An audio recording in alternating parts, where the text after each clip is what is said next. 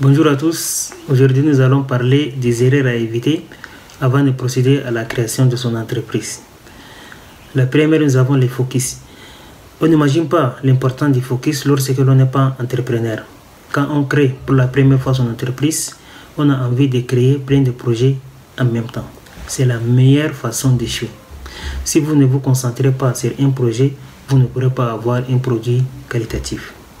La deuxième, nous avons la prise de décision à l'aveugle. Avant toute décision, il faut analyser les données et les variables que vous avez entre vos mains. Sans celle-ci, vous allez faire un choix à l'aveugle basé sur ce que vous savez.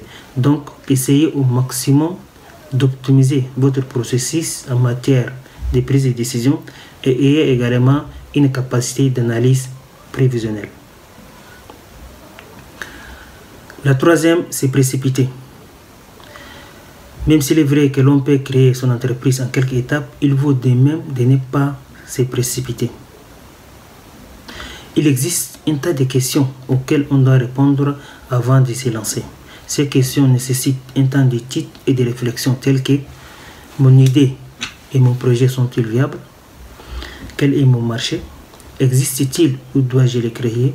De quels moyens ai-je besoin pour me lancer? Ai-je besoin de financement? Quels sont mes concurrents? Quelle sera ma cible? Comment la trouver? Etc. Alors, beaucoup d'entrepreneurs et surtout d'auto-entrepreneurs ne voient pas l'intérêt de cette réflexion. Mais sachez qu'elle vous permettra d'éviter une grosse perte de temps par la suite. Car si vous ne savez pas à qui vous allez vendre vos produits ou vos services, vous aurez du mal à développer votre activité.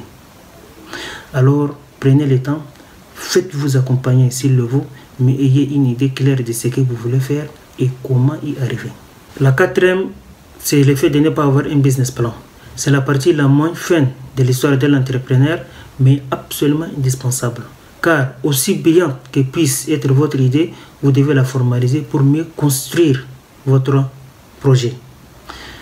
Vous devez voir et corriger les incohérences et vous assurer de la viabilité financière de votre projet. En plus, sachez que si vous avez besoin de financement, c'est votre business plan qui vous permettra d'argumenter votre projet auprès des institutions financières. La cinquième, c'est ne pas protéger votre idée. Si vous avez une idée innovante, vous devez la protéger. Sinon, vous risquez tout simplement de voir quelqu'un d'autre se l'approprier.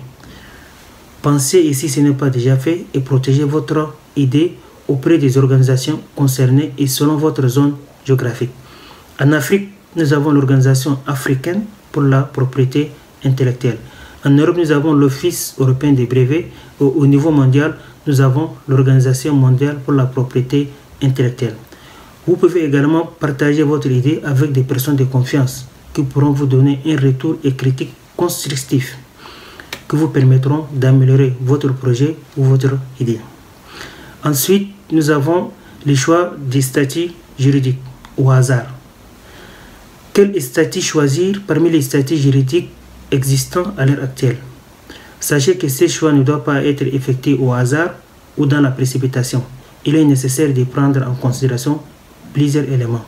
Pour vous faciliter, effectuez une visite auprès d'un expert comptable et vous aurez la réponse. En septième, nous avons choisi clairement sa cible.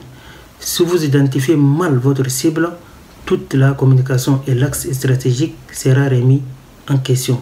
Et enfin, ne pas avoir un objectif. Lorsque vous n'avez pas un objectif, votre société aussi n'en a pas non plus. Avoir un objectif, c'est donner une direction, prendre des décisions et réfléchir pour un but précis. Il est très important de toujours avoir en tête son objectif précis, détaillé. Voici les 8 étapes ou bien les 8 erreurs à éviter avant de se lancer. Je vous remercie d'avoir visionné cette vidéo jusqu'à la fin et si vous la trouvez intéressante, n'oubliez pas de la partager avec vos amis ainsi que vos proches. Et je vous invite également de suivre Codemaster sur YouTube, sur Instagram et sur Facebook. Merci à vous.